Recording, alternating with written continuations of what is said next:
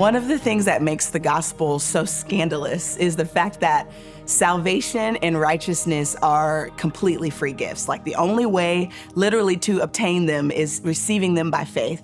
And this is true not only as it relates to salvation and righteousness, but this is actually the very heart that governs the way that God has interacted with his people throughout all of history. God is ever inviting broken and imperfect people to come and receive from him what they could never earn and what they definitely don't deserve.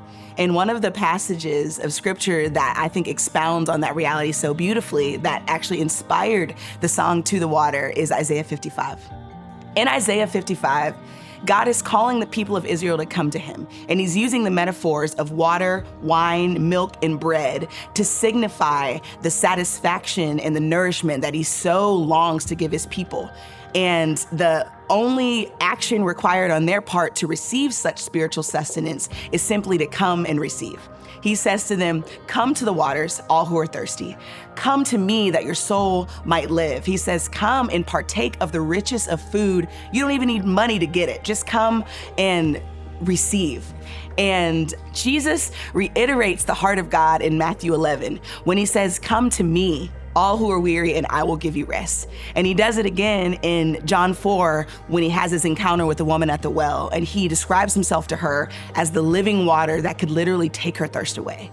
And the heart of God extends that very same invitation to us every single waking moment of our lives to come to him again and again and again to find life for our souls.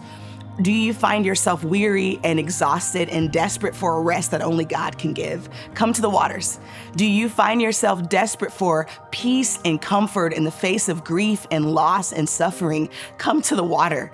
Do you find yourself desperate for strength to remain faithful to God in a godless age? Come to the water. Whatever you need, come to the water, come to the Father, because there truly is no greater fountain.